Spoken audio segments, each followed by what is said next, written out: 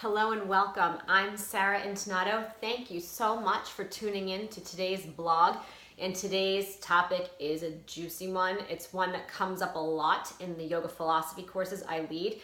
And that topic is guilt. Whew, it's a lot even to say it. And you know exactly what I'm talking about. You decide to take a well-earned day off and hit the beach. It's 85 and sunny. And you're planning the nap you're gonna take and the book you're gonna read and the lunch you're gonna have, and you get there armed and ready to enjoy it, and instead you start thinking of all the work that's sitting on your desk and the items that you left at home for your spouse to take care of, like the dry cleaning and the laundry.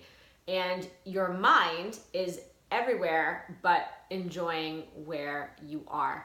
And guilt is like a huge alarm clock going off telling us you're not in the present moment. But when we feel guilt, it feels very real. We feel like we're doing something wrong. We feel uneasy. We don't like the moment that we're feeling. We don't know why we can't just enjoy the beach where we are that day, etc.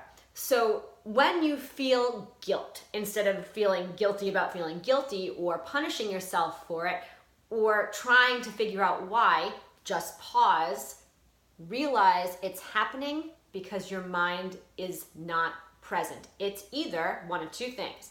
First, hanging out in the past, thinking of all the things you should have done differently yesterday or this morning, that maybe you messed up and now you're worrying about the consequences those things might have, etc.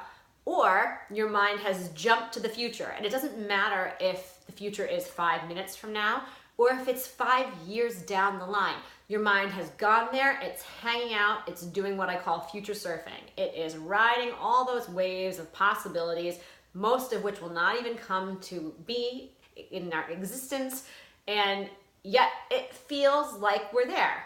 Meanwhile, we're on the beach, our beautiful drink is getting hot, our book is sitting there not getting read, and we're someplace else. So the first thing you need to do when you feel consumed by guilt, it doesn't matter where you are or what's going on, is stop and take 3 deep breaths. Let that be your inner alarm clock. Let it remind you that you can make a different choice. Let it also remind you that your circumstances around you right now are temporary. If you're at the beach, enjoy it, because before you know it, you're gonna snap your fingers, it's going to be winter. If you're at work and you're feeling guilty that you're not home with your baby, just take a breath, focus on work, you're going to be home before you know it. Your circumstances in this moment are temporary. Do your best to be present while you're there. And this is so important because no matter how hard we try, no matter how much we worry about the past, no matter how much we plan for the future, we cannot be effective in those places. They're either done or not even happening yet and may not even happen. The only place we can be effective is right now. So pausing and taking those 3 slow, deep breaths is one very simple way that you can ground yourself in the present moment. And you can do it anywhere. In the car, at a stoplight, at your desk, folding laundry, etc. It doesn't matter. You can reconnect to the present moment and let go of that guilt at any time. If you're feeling a lot of guilt and it's getting really heavy, bring out the big guns, your meditation cushion. Sit on it for at least 5 minutes, maybe more.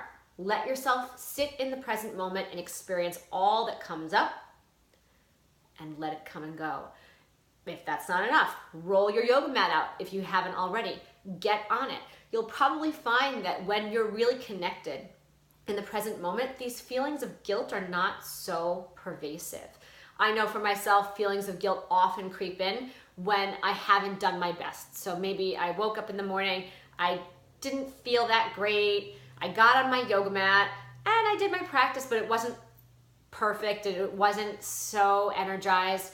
And later on, when I feel better, instead of doing what I need to do then, I'm thinking about that practice and how maybe it wasn't my best, and I didn't give enough, or I wasn't good enough, etc. And we all do this in our own ways. So we can prevent more guilt by simply stopping in the present moment and checking in are we really giving our best with the tools that we have right now?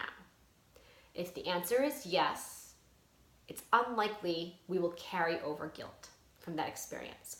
If the answer is no, let's pull back a little bit and ask ourselves what we need to do. How can we change it? You'll notice in that present moment, there's no guilt. There's just observing, taking action if needed, maybe not needed, and moving on. And that's how we can work around guilt, prevent it from happening again. Hayam Dukam Anagatam, in the second book of Yoga Sutras, we are reminded that future suffering can be avoided. We can avoid guilt by giving our best in the present moment right now so that we don't reinvent the wheel and then worry later that we didn't give enough in what we were doing before. And guilt, again, is a really hot topic. It's one everybody feels from time to time. It's one that causes much suffering, and it doesn't have to.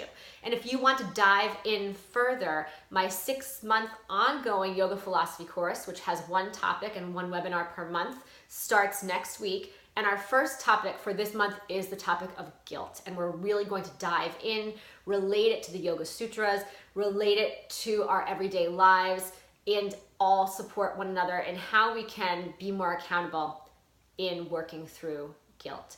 So I'll drop the link to that in the comments below. If you have any questions, please always reach out to me, sarahyoga.com. Shoot me an email, shoot me a comment below. And remember, I'm here to support you on your mat and off. Thank you so much for tuning in today. Namaste.